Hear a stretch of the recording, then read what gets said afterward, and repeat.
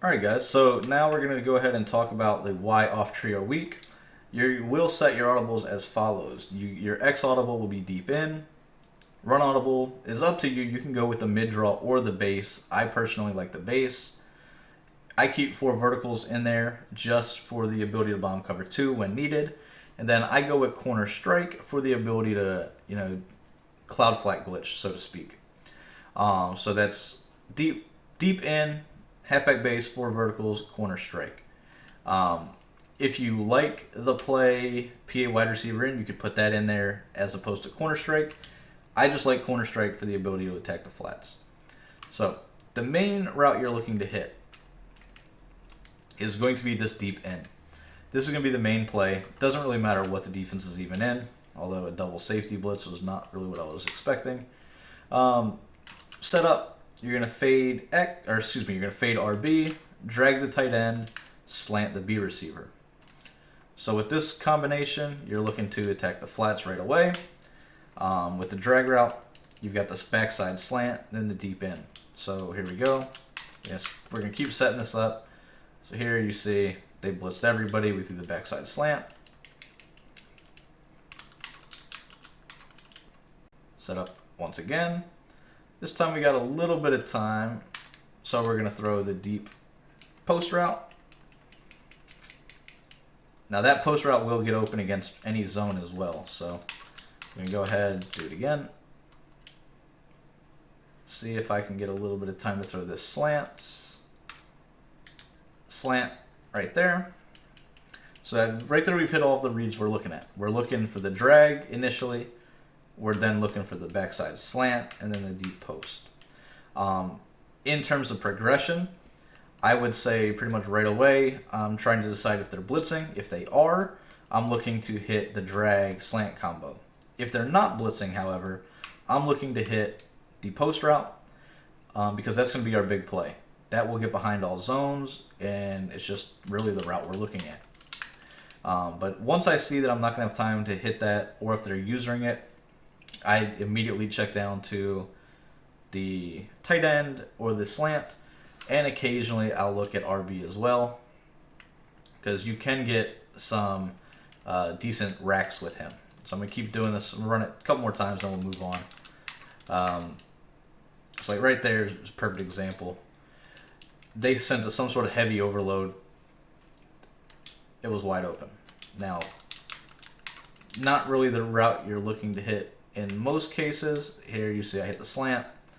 The post is going to be the route you ideally want to hit, but you got to get some time, and practice mode doesn't allow us to have hardly any time. Route you're looking to hit though, for sure. So one last time, then we'll keep moving. That's pretty much the perfect blocking, the way it's going to block the majority of the time. Go to the instant replay. You saw right away that we had the drag open, so if we needed to dump it down, we could dump it down there. You also would see that both of these guys kind of bite on the drag, which leaves the slant open. Now, who was that, Harrison Smith? If he was, not Harrison Smith, Sendejo? Gideon, wow. Anyways, so if that's a cloud flat, then this route right here is even more open, the slant. Curl flats kind of sit in between, but they always give up the drag. And then, obviously, this post route's always going to get open. So, those are the routes you're looking to hit. Now, 4 verticals, just to get this out of the way, is going to be your typical Tampa 2. You want this on the wide side of the field. You want to fade the X route. Now, when you do this, if you can buy a little bit of time, you've got right down the middle of the field, because both safeties are way out of the play. Now, when you run that, you do have to fade the outside receiver on the right.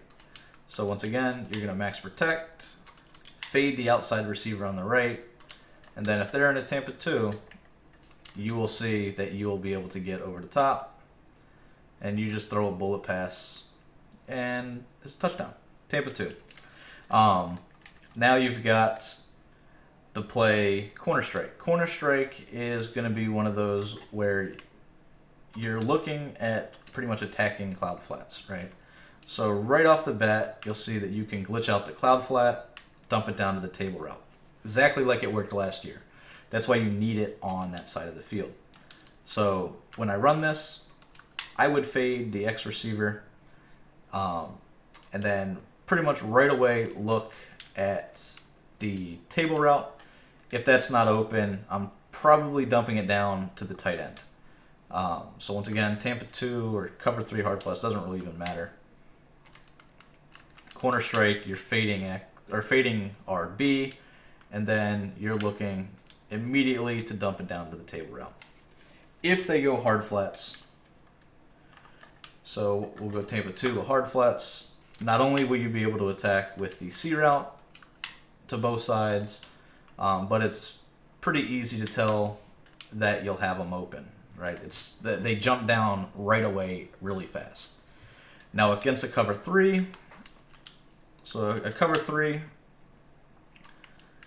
if they go hard flats or cloud flats, you'll see once again, they kind of glitch out, give you the table route. You're able to pick up your 4 or 5 yards pretty much right away.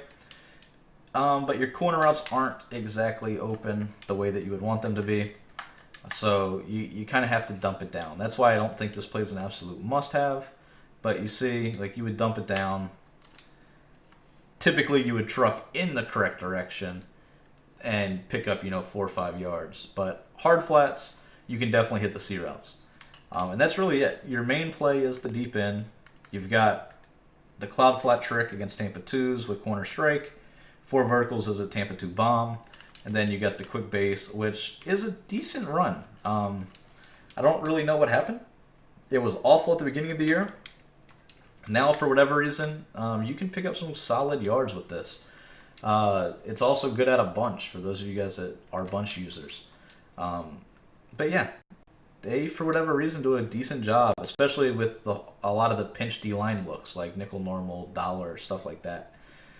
So overall, it's a solid formation, definitely a good mix-in. And then, of course, you got gun bunch, tight end. Now, I've broken down gun bunch tight end before. If you guys want me to break down gun bunch tight end again, I will. I don't really do anything different to it. I run pretty much the same bunch tight end as I did. I feel like I have the answers for everything. So, overall, those are the 4 plays, though. You got single back bunch, 4 formations. You got single back trio, which is your main. You got single back bunch, which I think is the secondary formation. Then you got bunch tight end and gun Y off trio. You can get to all of them very quickly by going left on the direct analog stick with your audibles. So that's it. Hope you guys enjoy.